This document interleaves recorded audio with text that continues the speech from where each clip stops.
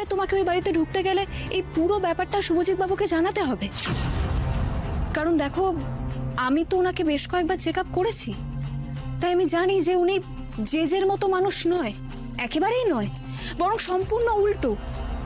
উনি ভদ্র, শিক্ষিত, মার্জিত।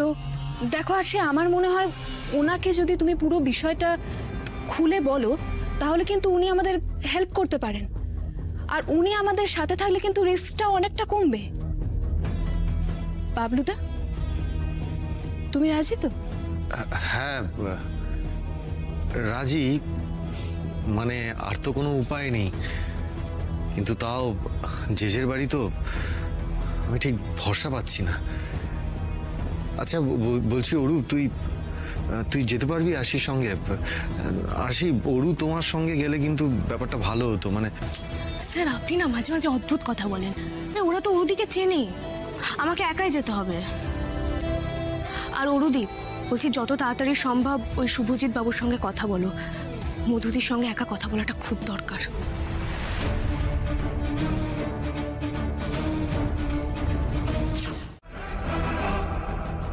বজরংবলী, এটা তুমি কি করলে? সিমি যে আমাকে দেখলেই চিনে ফেলবে। ও তো আগের বারও আমাকে এই লুকে দেখেছে। কি ব্যাপার বলো তো? তুমি এদিকে ঘুরঘুর করছো কেন? শুভজিৎ বাবুর ঘর তো ওদিকে।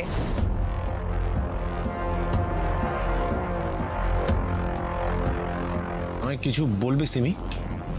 না মানে তোমার নার্সকে না আমার খুব চেনা চেনা লাগছে, মনে হচ্ছে কোথাও দেখেছি। হ্যাঁ, ও গত পরশু দিন তো এসেছিল, ওই এক্সারসাইজগুলো খুব ভালো করিয়েছিল বলে ওকে আজকে আবার ডাকা হয়েছে। শ্যামলী, চলো আমরা যাই। এই এক মিনিট,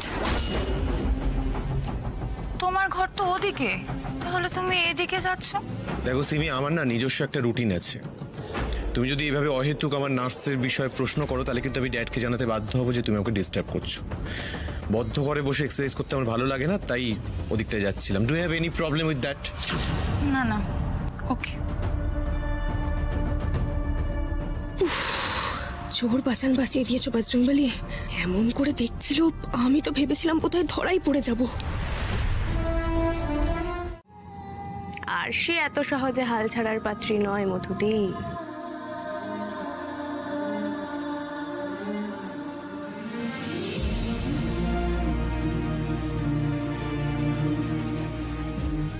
মধুদি,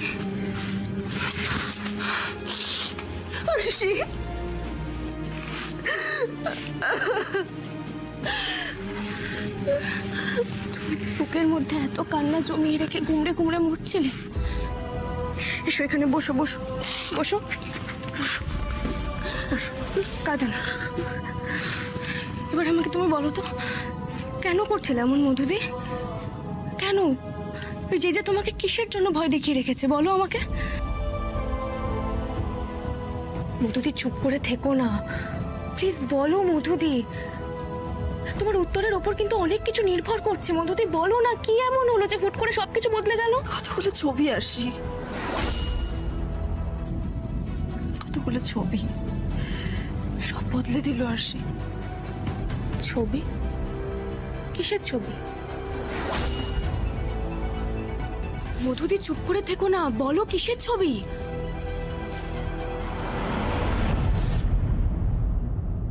আসি, সেদিন পাপাইয়ের জন্মদিন সেলিব্রেট করার পরে সবাই যখন যে যার ঘরে চলে গেল ঘুমানোর জন্য, আমি ভীষণ এক্সাইটেড ছিলাম পরের দিন পাপাইয়ের সঙ্গে বেরোবো বলে।